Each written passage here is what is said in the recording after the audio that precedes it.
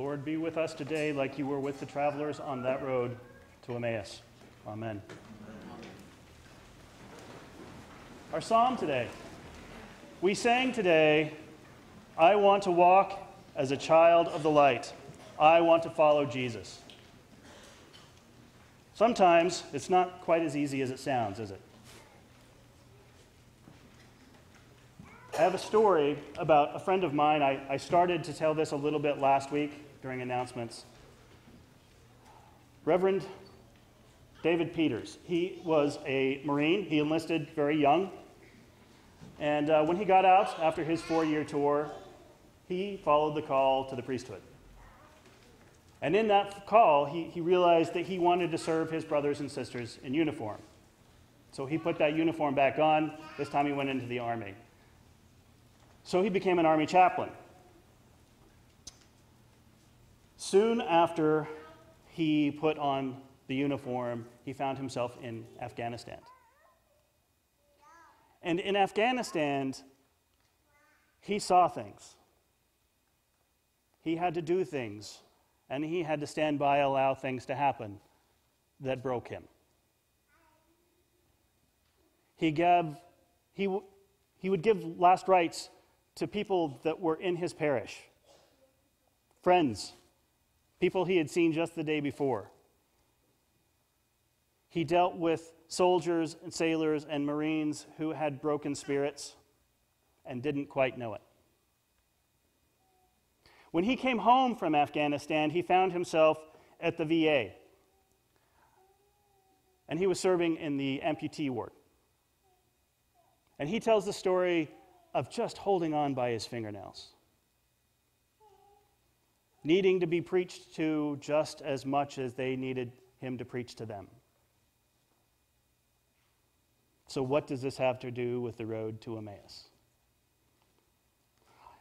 Well, I always wondered why Luke decided to tell this story here. These are two disciples that we don't hear anything about before or after, and Emmaus. We can't even tell you exactly where Emmaus is today. We have some guesses, but we don't really know. So it's two obscure disciples and an obscure town that they're headed to. So why does he tell this story? I want you to close your eyes. And some of you, this may be uncomfortable, but we're going to try it anyways. I want you to close your eyes and imagine for a moment. Imagine a dirty road, lots of dust, and two men walking on that road. Their souls are broken. Their hopes and their dreams for a Messiah have just been nailed to a cross.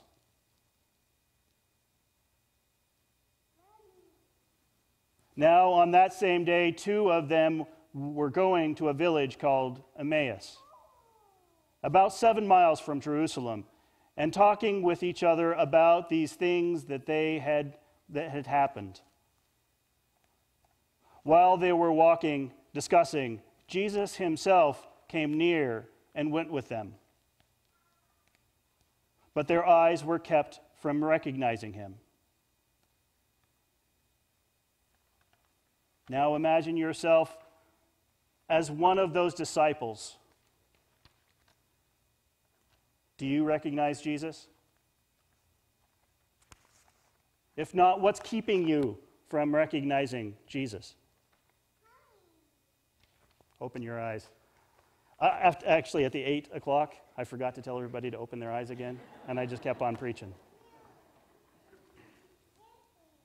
So I think that Luke tells us exactly why they were kept from seeing Jesus. It wasn't that they didn't recognize him, or they would have said they didn't recognize him, but they were kept from seeing. And just grammatically, looking at the sentences, looking at the passage, we're not told why they were kept from recognizing him, but so it must be there in the passage. Well, it's certainly not the road.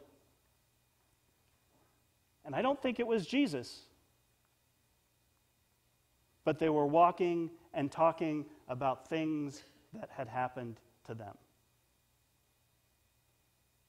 We all have things in our lives. We all have trauma. We all have hopes that are dashed. We all have something that keeps us from seeing Jesus every day. But we have to know that he's there. He's with us. So what is it that's keeping us from seeing him? For me, sometimes I find myself doubting. Doubting everything. Am I good enough to stand up here in front of you and preach these scriptures? Am I good enough to be in seminary? Am I good enough to work with Father Ben and the good people of St. James? I doubt. And sometimes that keeps me from seeing Jesus on the road with me. So what is it that keeps us all from seeing Jesus every day? That's something we all have to ask ourselves, day to day, day over day. But I have some good news. Back to David again, Father Peter's. He trusted, even though he had lost his faith, he continued to do Eucharist. He continued to go up to that table, and he brought everything with him.